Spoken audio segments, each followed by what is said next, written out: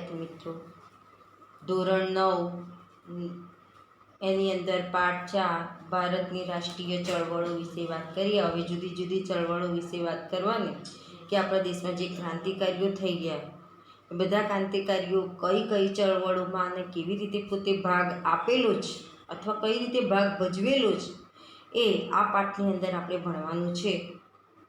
હવે આપણે જોઈએ પ્રસ્તાવના। તો ભારતના વસવાટ દરમિયાન બ્રિટિશરોએ ભારતની રાજકીય પરિસ્થિતિથી એ પોતે પરિચિત થયા। ભારતના વસવાટ દરમિયાન જે બ્રિટિશરો હતા, આ બ્રિટિશરો એ ભારતની રાજકીય પરિસ્થિતિ જે હતી આ પરિસ્થિતિથી એ પોતે પરિચિત થયા। હવે ભારતની રાજકીય ખટપટો અને આંતરિક નબળાઈનો લાભ એમણે પોતે ઉઠાવ્યો। ભારતમાં જે રાજકીય ખટપટો હતી, જે આંતરિક નબળાઈઓ હતી, આ આંતરિક નબળાઈનો એમણે પૂરેપૂરો શું ઉઠાવ્યો? લાભ ઉઠાવ્યો। બ્રિટિશ ઈસ્ટ ઇન્ડિયા કંપનીએ ઈસવીસન 1757માં બંગાળામાં પગ પેસારો કરી ઈસવીસન 1857ના સંગ્રામ સુધીના 100 વર્ષના શાસનકાળ દરમિયાન ભારત પર પોતાનું આધિપત્ય જમાવી દીધું। એટલે કે ઈસવીસન 1857ના સંગ્રામ સુધીમાં જે 100 વર્ષનો જે શાસનકાળ કર્યો, એમને જે શાસન જમાવ્યું, આ શાસન દરમિયાન ભારત પર પોતાનું આધિપત્ય એમણે જમાવી દીધું, એટલે કે પોતાનો હક જમાવી દીધો। અંગ્રેજોએ પોતાનું આધિપત્ય જળવાઈ રહે તે માટે દેશમાં મજબૂત વહીવટી માળખાનો ધીરે ધીરે શું થયો? વિકાસ થયો। એટલે કે અંગ્રેજોએ પોતાનું જે આધિપત્ય એટલે કે પોતાનો જે હક એ જળવાઈ રહે તે માટે દેશના મજબૂત વહીવટી માળખાનો ધીરે ધીરે શું કર્યો? વિકાસ કર્યો। અંગ્રેજોએ સ્થાપેલા વહીવટી માળખા દ્વારા દેશમાં સમાન કાયદા, સમાન વહીવટ અને બ્રિટિશ પ્રણાલિકા અનુસારનું ન્યાયતંત્ર અમલમાં આવ્યું। એટલે કે અંગ્રેજોએ જે વહીવટ સ્થાપેલો એ સ્થાપેલા વહીવટી માળખા દ્વારા દેશમાં સમાન કાયદા હોય, સમાન વહીવટ અને બ્રિટિશ પ્રણાલી એટલે કે બ્રિટિશો જે પ્રમાણે કરે તે પ્રમાણે અનુસારનું ન્યાયતંત્ર એટલે કે કોર્ટ અમલમાં આવ્યું। આમ છતાં ભારતમાં રહેનાર અંગ્રેજોએ ઇંગ્લેન્ડને વધુ લાભ થાય તેવા કાયદા અને વહીવટની સ્થાપના કરી। અંગ્રેજોએ ભારતના ભોગે ઇંગ્લેન્ડને સમૃદ્ધ બનાવી।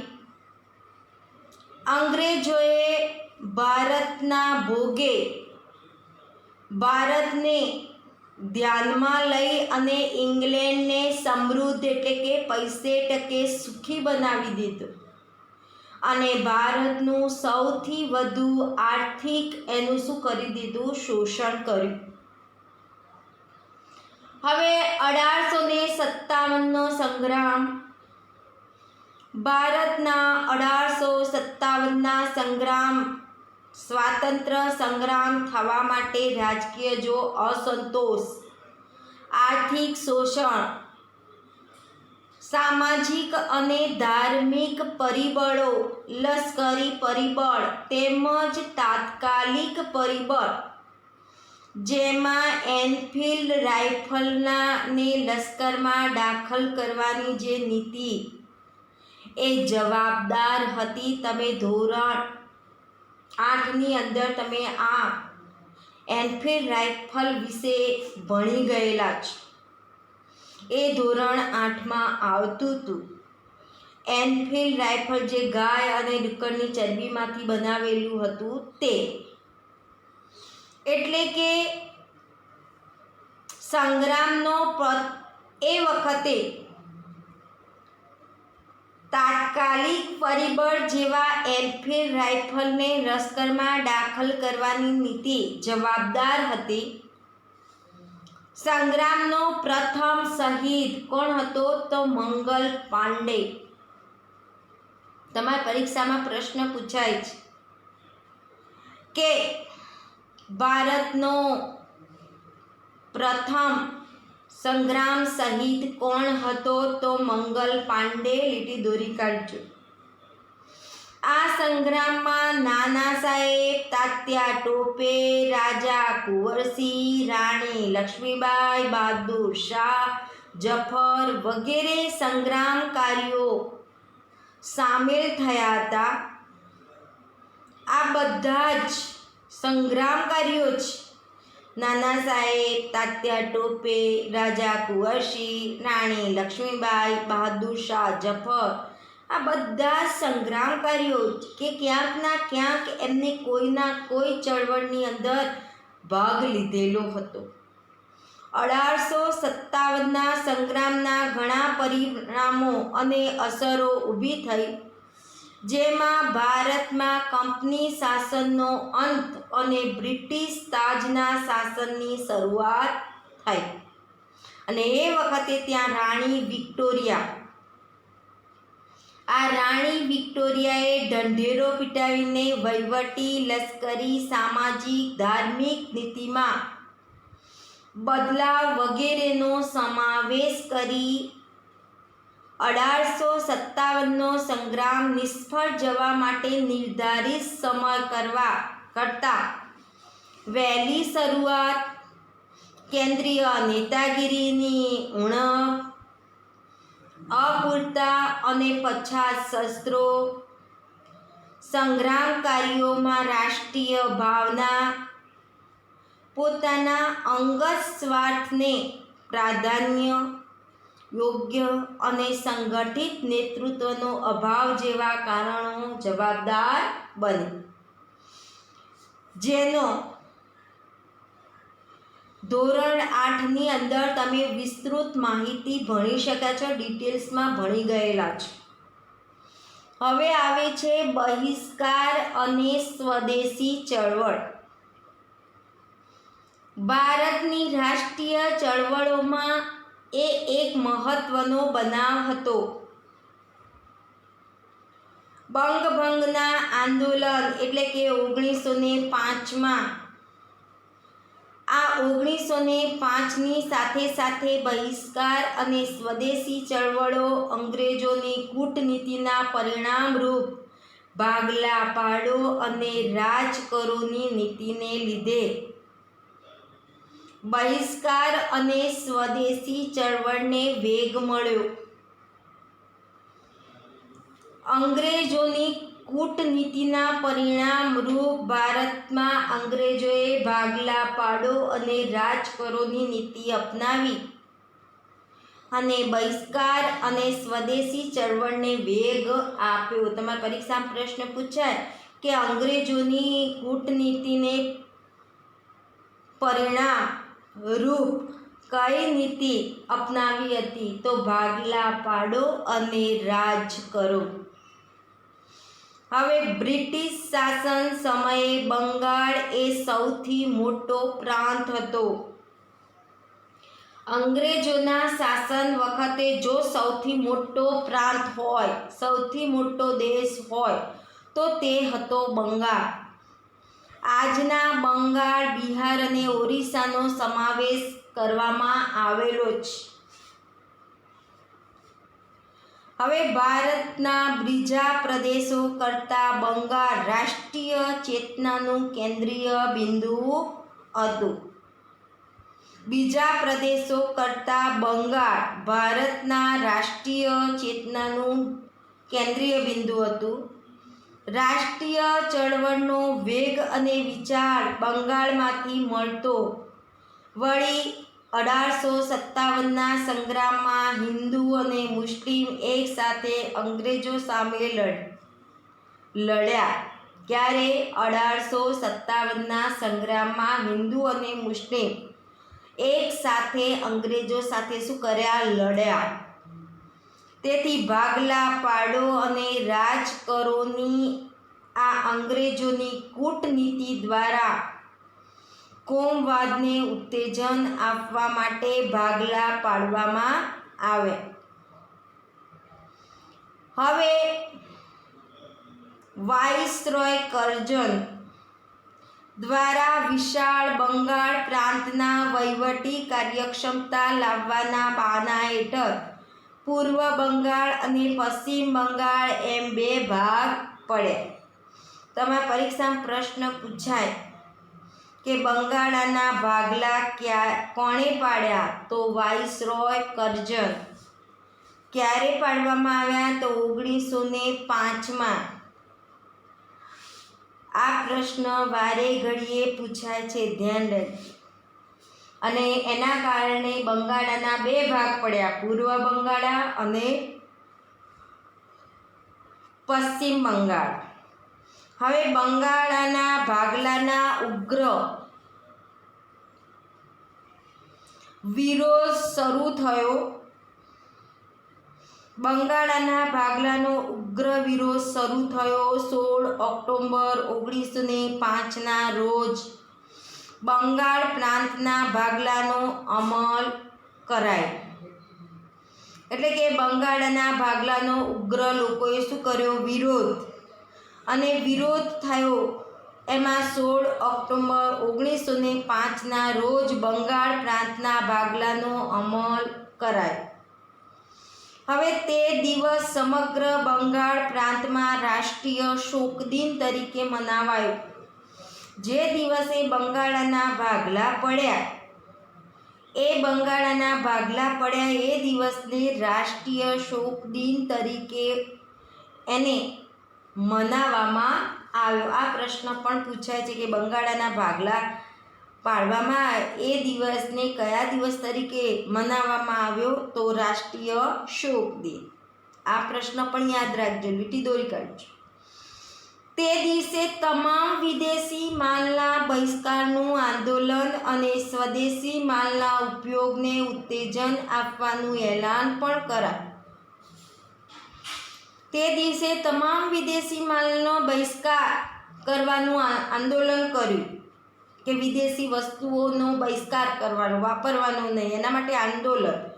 અને પોતાના દેશમાં જ થયેલી વસ્તુનો ઉપયોગ કરવાનું વધારે ઉત્તેજન આપવાનું એલાન પણ અપાયું.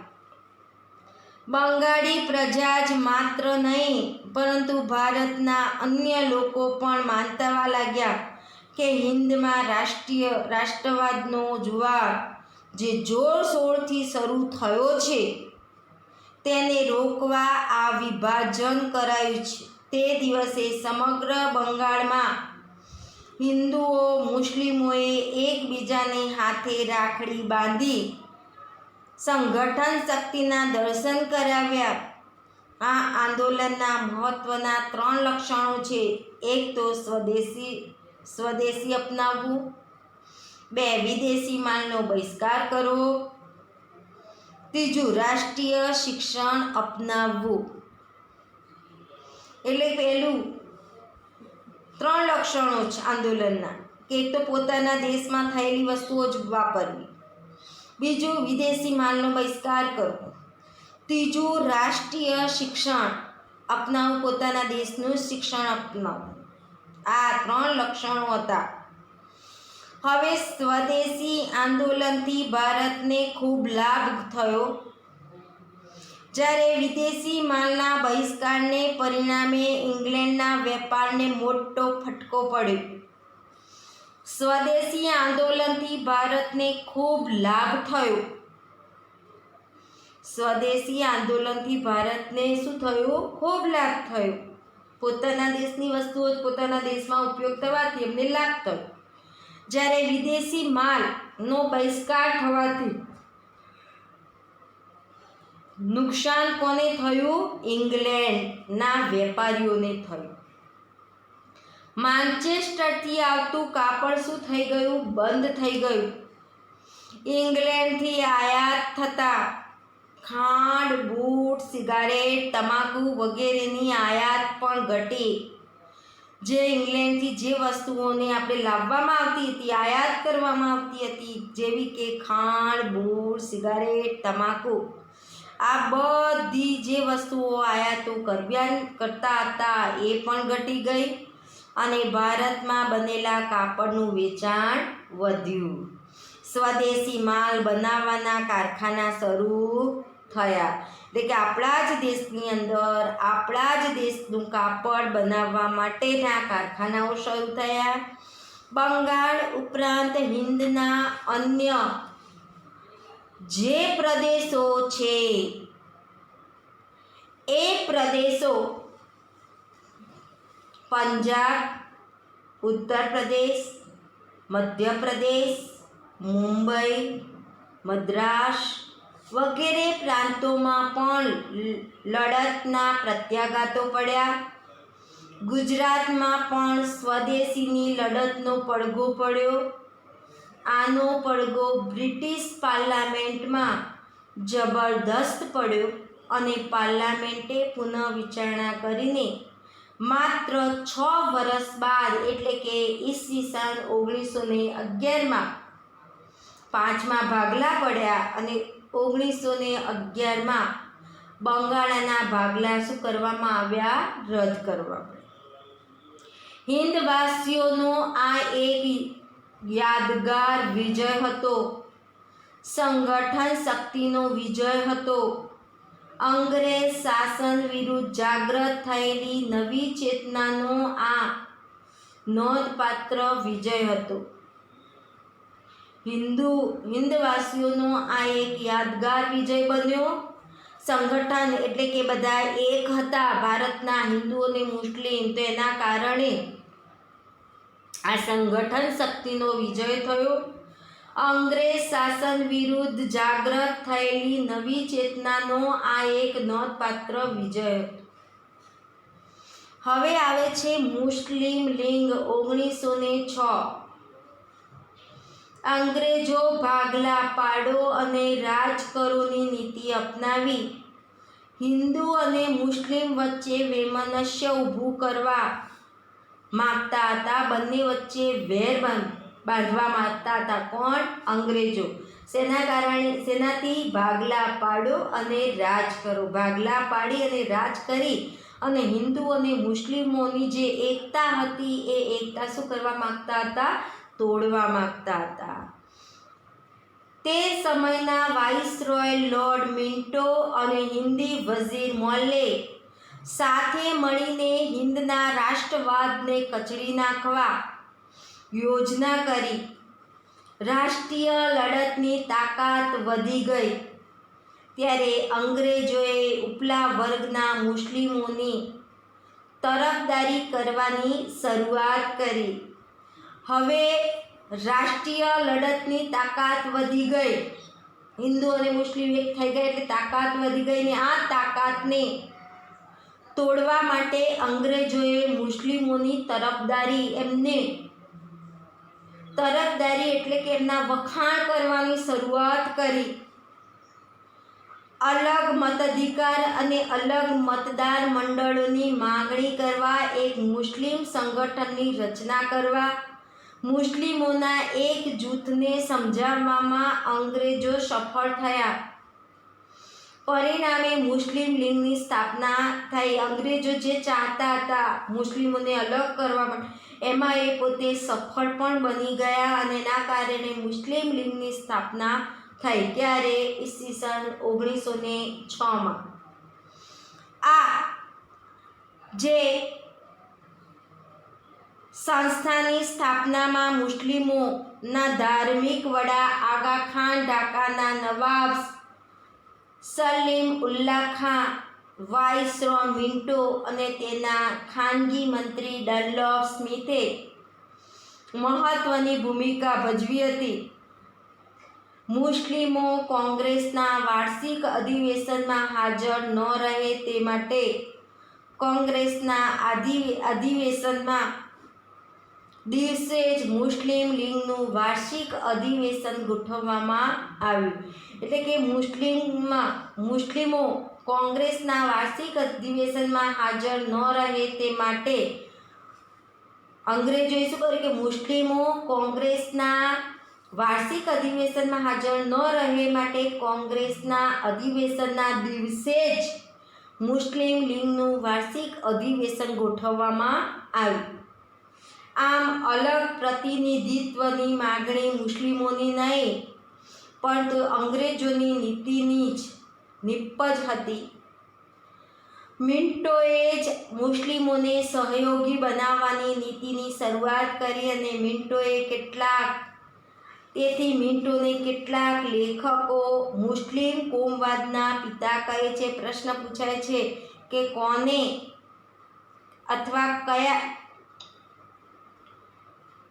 કેટલાક લેખકો કોને મુસ્લિમ કોમવાદના પિતા કહે છે? તો મોલ્લે મિન્ટોને. જે ઇતિહાસકાર તો ત્યાં સુધી લખે છે કે પાકિસ્તાનના સાચા સર્જક મોહમ્મદ અલી જીણા કે રહીમતુલ્લાહ નહીં પરંતુ લોર્ડ મિન્ટો જ હતા. ત્યારથી જ હિન્દુ મુસ્લિમ સંઘર્ષ વધ્યો અને છેવટે હિંદના ભાગલામાં પરિણમ્યો. હવે આવે છે ઉગ્ર ક્રાંતિકારી ચળવળનો ઉદ્ભવ અને વિકાસ. ભારતના ક્રાંતિકારી પ્રવૃત્તિની શરૂઆત વાસુદેવ બળવંતસિંહ ફડકે કરી હતી. દામોદર ચાફેકર તથા બાલકૃષ્ણ ચાફેકર બંધુઓ, વીર સાવરકર, બાલેન્દ્રનાથ ઘોષ, ખુદીરામ બોઝ, પ્રફુલ્લ ચાકી, રામપ્રસાદ બિસ્મિલ્લા, અશફાક ઉલ્લા ખાં, ચંદ્રશેખર આઝાદ, ભગતસિંહ, શિવરામ રાજગુરુ, સુખદેવ, બટુકેશ્વર દત્ત, રોશનસિંહ જેવા અનેક ક્રાંતિકારીઓ રાષ્ટ્રવાદની જ્યોતમાં એ લોકોએ જલતી કરી. આ બધા આપણા ક્રાંતિકારીઓ છે જે તમે ધોરણ 8માં ભણી ગયેલા છો આમના વિશે. હવે શસ્ત્રો બનાવવાથી માંડીને એનો ઉપયોગ સુધીની તાલીમ પામેલા આ યુવાનોએ અંગ્રેજ સરકારની ઊંઘ શું કરી દીધી? હરામ કરી દીધી. આ જે યુવાનો હતા, આ જે ક્રાંતિકારીઓ હતા, આ ક્રાંતિકારીઓએ શસ્ત્રો બનાવવાથી માંડીને શસ્ત્રોનો ઉપયોગ સુધીની તમામ તાલીમો લઈ અને અંગ્રેજોની ઊંઘ શું કરી દીધી? હરામ કરી દીધી. હવે ઉગ્ર ક્રાંતિકારી ચળવળો હિન્દમાં ઉગ્ર ઉદ્ભવ અને દેશ વિદેશમાં પસરી. તેથી પૂર્વ ભૂમિકામાં બંગાળના ભાગલા રદ કરા ચાલેલી આંદોલન, સુરતના કોંગ્રેસ અધિવેશનમાં 1907માં પહેલા જહાલ ઉગ્રવાદી અને પછી મવાડ ઉદારવાદી જૂથ એમ બે ભાગલા અને કોંગ્રેસની માત્ર એમનો ઠરાવ કર્યો.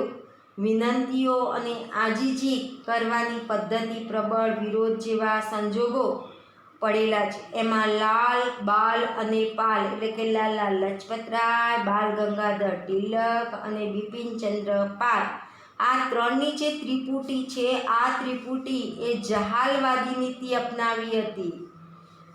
જહાલવાદી નીતિ એમણે અપનાવી. હિન્દ યુવા કાર્યકરોમાં નવું ચૈતન્ય રેડ્યું. હિન્દી રાષ્ટ્રીય કોંગ્રેસની ઢીલી પોચી નીતિને એક જબરદસ્ત નવો જ વળાંક આપ્યો.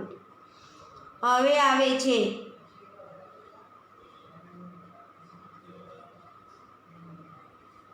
લોકમાન્ય બાળ ગંગાધર ટિળકે તો ઉગ્ર ભાષામાં જાહેર કર્યું, સ્વરાજ મારો જન્મસિદ્ધ હક છે અને તેને લઈને જ હું જંપીશ. જે આઝાદીના ક્રાંતિકારી લડવૈયાઓનો એ મંત્ર બની ગયો છે. લોકમાન્ય બાળ ગંગાધર ટિળકે તો ઉગ્ર ભાષામાં જાહેર કર્યું કે સ્વરાજ મારો જન્મસિદ્ધ હક છે અને તેને લઈને જ હું જંપીશ. જે આઝાદીના ક્રાંતિકારી લડવૈયાઓનો એ શું હતો મંત્ર, એટલે તમારા પરીક્ષામાં પ્રશ્ન પૂછાય કે લોકમાન્ય બાળ ગંગાધર ટિળકે કયું સૂત્ર આપ્યું હતું? તો સ્વરાજ મારો જન્મસિદ્ધ હક છે, તેને હું લઈને જ જંપીશ. ત્યારે ભારતના નવયુવાનોએ એક વર્ગ વિદેશી શાસનની ગુલામીમાંથી આઝાદી મેળવવાના પ્રયાસો હાથ ધર્યા. ઉગ્ર ક્રાંતિકારી લડતના લડવૈયાઓ માતૃભૂમિની સ્વતંત્રતા માટે હસતા મુખે બલિદાનો આપવા એ પોતે તત્પર હતા. એટલે કે આપણા જે ક્રાંતિકારીઓ હતા, આપણા જે નવયુવાનો હતા, આ નવયુવાનો, આ ક્રાંતિકારીઓ એ વિદેશી શાસનની ગુલામીમાંથી આઝાદી મેળવવાના પ્રયાસો એમણે પોતે હાથ ધરી અને એ પોતે પોતાના આ ક્રાંતિકારી લડતના લડવૈયાઓ એ પોતાની માતૃભૂમિની સ્વતંત્રતા માટે હસતા મુખે એ પોતે ફાંસીના માંચડે ચડવા માટે શું થઈ ગયા? તૈયાર થઈ ગયા, કે પોતાનું બલિદાન આપવા એ પોતે તત્પર બન્યા. તેઓ પ્રાણ આપી શકતા અને આઝાદીની પ્રાપ્તિ માટે બીજાના પ્રાણ લઈ પણ શકતા. એ પોતે પોતાના દેશ માટે પોતાના પ્રાણ આપી શકતા અને પોતાની દેશની આઝાદી માટે, આઝાદી પ્રાપ્તિ માટે બીજાના પ્રાણ એ પોતે લઈ પણ શકતા.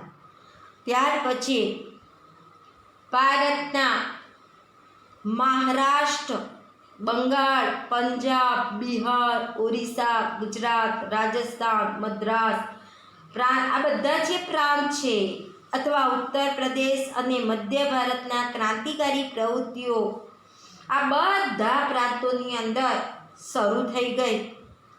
આ પ્રવૃત્તિઓમાં મિત્ર મેળા સોસાયટી, અભિનવ ભારત સમાજ, અનુશીલન સમિતિ, અંજુમન એ મુહલ્લા ને વતન, ઇન્ડિયન પેટ્રિયોટ એસોસિએશન, જેનું નામ પાછળથી ભારત માતા પાડવામાં આવ્યું, વગેરે સંસ્થાઓ સ્થાપીને ક્રાંતિકારી પ્રવૃત્તિઓને ભારે વેગ આપ્યો.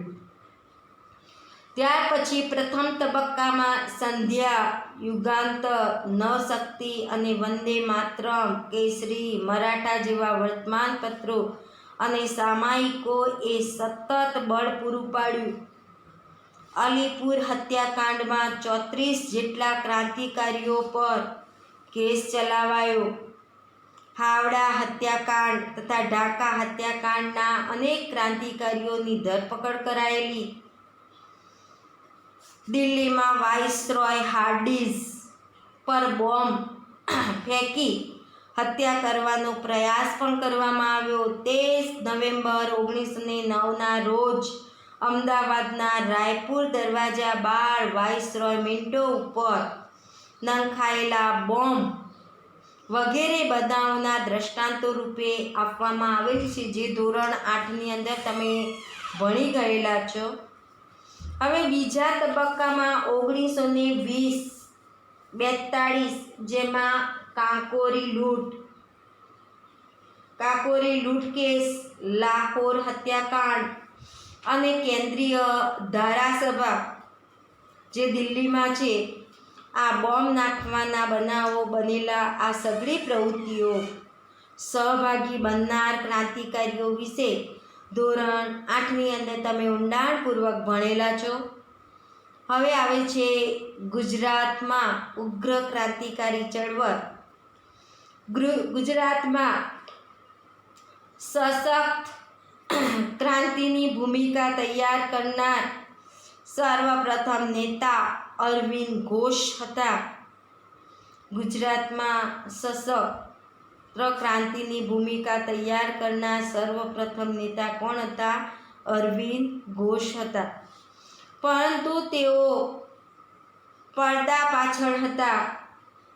અરવિંદ ઘોષના ભાઈ બારિન્દ્ર કુમાર ઘોષ હંમેશા આગળ રહેતા. ઈસવીસન 1902 બારિન્દ્ર કુમાર ગુજરાત આવ્યા અને દક્ષિણ ભારતને એ આખું ગુજરાત, એમાં દક્ષિણ ભાગને તો એ ફરી વળ્યા. અહીં તેમણે છોટુભાઈ અને અંબુભાઈ પુરાણી જેવા સશક્ત સાથીદારો મળ્યા. એટલે કે બારિન્દ્ર ઘોષ અને અરવિંદ ઘોષના ભાઈ બારિન્દ્ર ઘોષ, આ બે ભાઈઓ હતા. એ હંમેશા આગળ પડીને આ ક્રાંતિકારી પ્રવૃત્તિઓની અંદર જોડાયેલા હતા. જે બારિન્દ્ર કુમાર ગુજરાત આવ્યા અને એમાંય પાછું એમણે તો દક્ષિણ ભાગને આખું ગુજરાત ફરી વળ્યા, દક્ષિણ ગુજરાત. અને છોટુભાઈ અને અંબુભાઈ જે પુરાણી જેવા સશક્ત સાથીઓ પણ મળી ગયા. નર્મદા કાંઠે સાકરિયા સ્વામી પણ મળ્યા. આ સ્વામી 1857માં સંગ્રામ સમયે ઝાંસીની રાણી સાથે હતા. બારિન્દ્ર કુમાર વડોદરા, ચરોતરનો પ્રદેશ, અમદાવાદ, મહેસાણા એમ દરેક સ્થળે મધ્યમ વર્ગના યુવાનોને ક્રાંતિનો રંગ લગાડ્યો. એ સંદર્ભે અમદાવાદમાં રાયપુર દરવાજા બહાર વાઇસરોય મિન્ટોની બગી પર બોમ્બ નાખવાના ક્રાંતિકારી બનાવ બન્યો. હવે અરવિંદ ઘોષે આ પ્રશ્ન પૂછાય છે. અરવિંદ ઘોષે ભવાની મંદિર નામના પુસ્તકમાં ક્રાંતિની યોજના આલેખી હતી. પ્રશ્ન પૂછાય છે કે અરવિંદ ઘોષે કયા પુસ્તકમાં ક્રાંતિની યોજના લખેલી હતી? તો ભવાની મંદિર. આ લીટી દોરી કાઢશું. તેનો ગુજરાતી ભાષામાં અનુવાદ પણ કરેલો છે. ગુજરાતી ભાષામાં એને અનુવાદ કરવામાં આવેલો છે. આ ઉપરાંત દક્ષિણા સામાયિકમાં પણ તે છપાયેલું છે. ઉપરાંત ક્રાંતિની યોજનાઓનો વિચાર ફેલાવવા માટે દેશી વનસ્પતિની દવાઓ, નાહવાના સાબુ બનાવવાની રીત, કસરત, ગુલાબનો કિસ્સો, કાયદાનો સંગ્રહ વગેરે શીર્ષકોવાળી પુસ્તિકાઓ પ્રગટ કરાયેલી, જેથી અંગ્રેજોને ખબર જ ન પડે.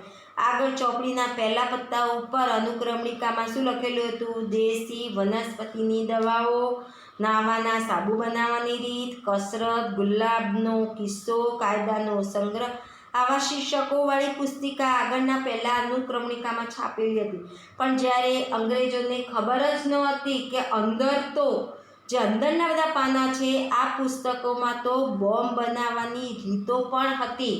અંદર બોમ્બ બનાવવાની રીતો લખેલી હતી. ચાંદોદ કરનારી પાસે ગંગનાથ વિદ્યાલય, જે ગંગનાથ વિદ્યાલય જે છે એ ગંગનાથ વિદ્યાલયની શું કરવામાં આવી? સ્થાપના કરાઈ. જેમાં અંદરખાને, જેની અંદરખાન જે છે એ અંદરખાને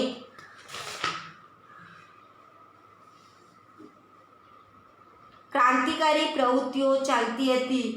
ગુજરાતના ઘણા યુવાનો આ ક્રાંતિકારી પ્રવૃત્તિઓમાં શું થયેલા હતા? જોડાયા. સરકાર જે છે એ સરકારે તેમની સાથે સખત પગલાં ભર્યા, પરંતુ લડત ન અટકી તો ન જ અટકી.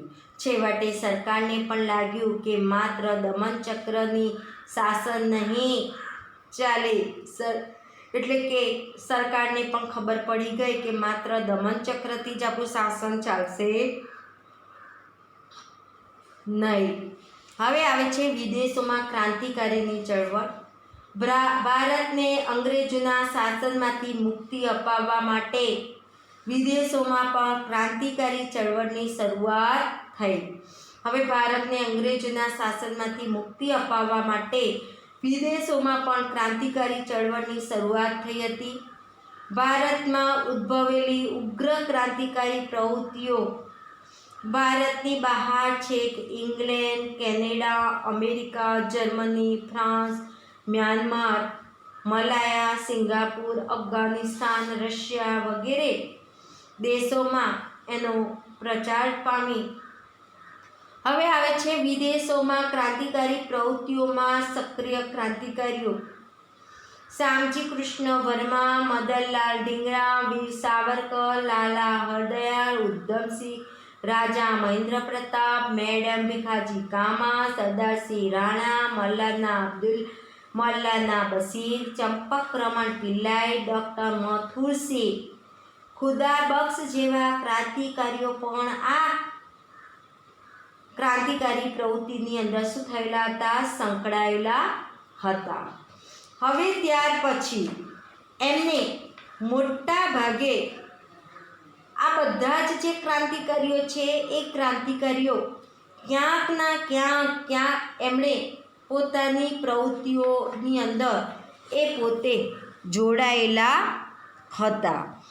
ત્યાર પછી હવે આવે છે વિદેશમાં ક્રાંતિકારી પ્રવૃત્તિ. હવે અહીંયા આપણા ભારતમાં તો ચાલતી ક્રાંતિકારી પ્રવૃત્તિ, પણ વિદેશની અંદર પણ કેટલીક ક્રાંતિકારીઓ ચાલતી હતી. તો વિદેશમાં પણ કંઈક ક્રાંતિકારીઓ પોતાનો ભાગ ભજવેલો છે.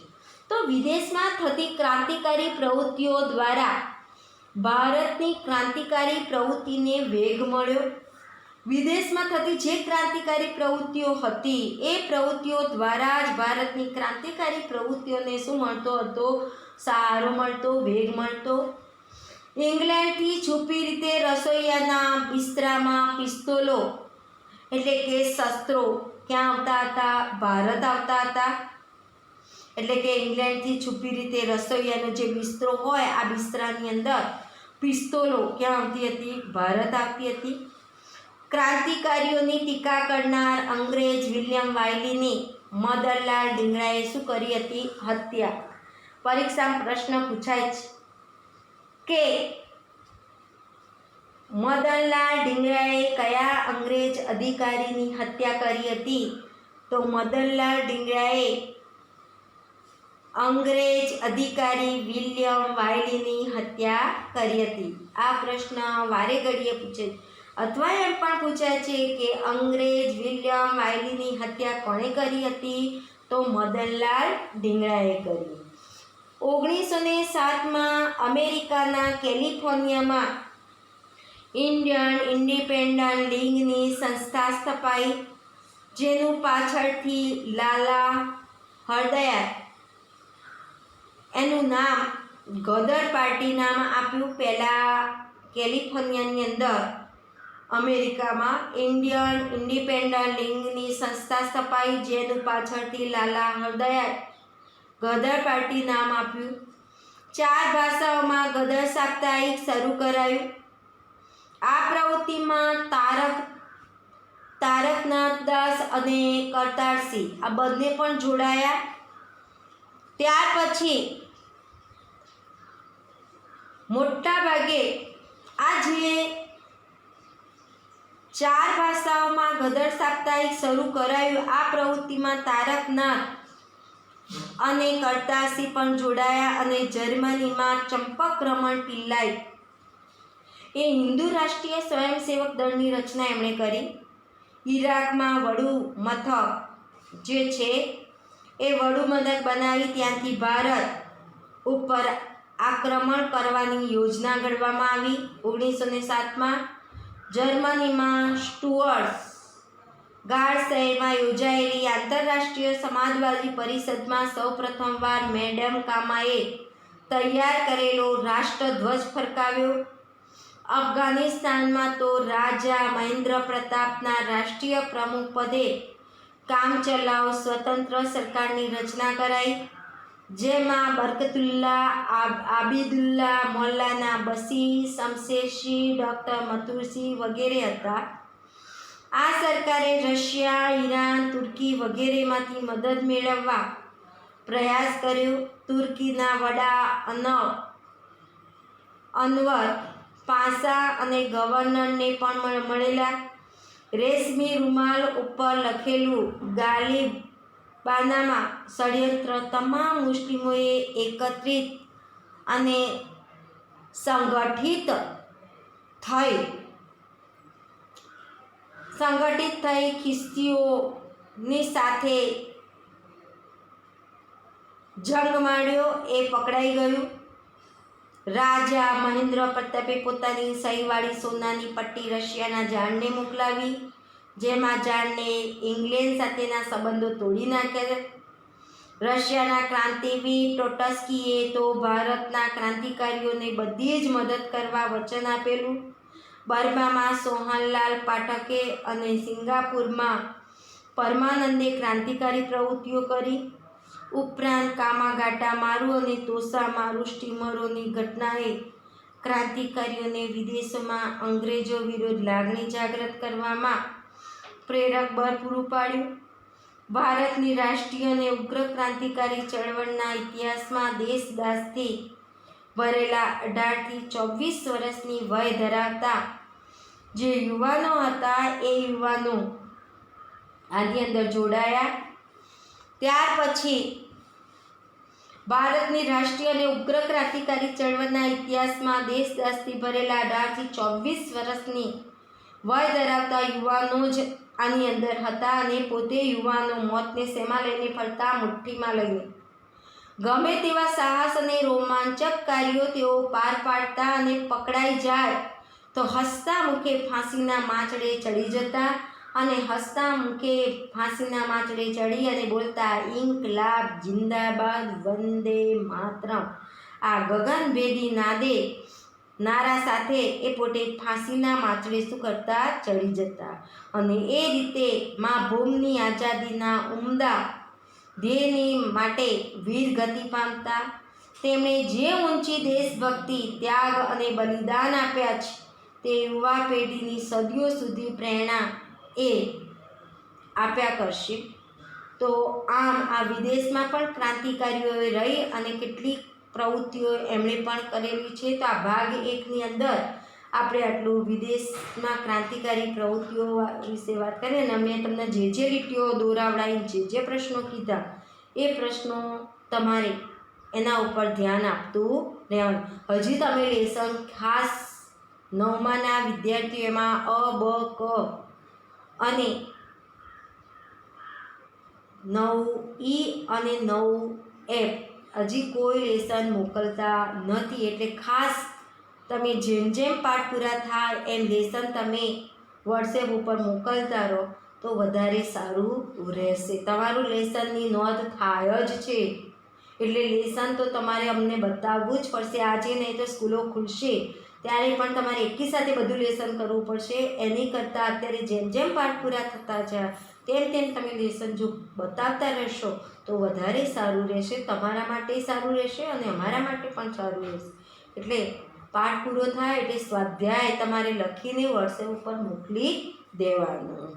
તો અહીંયા ભાગ 1 આપણે જોયો.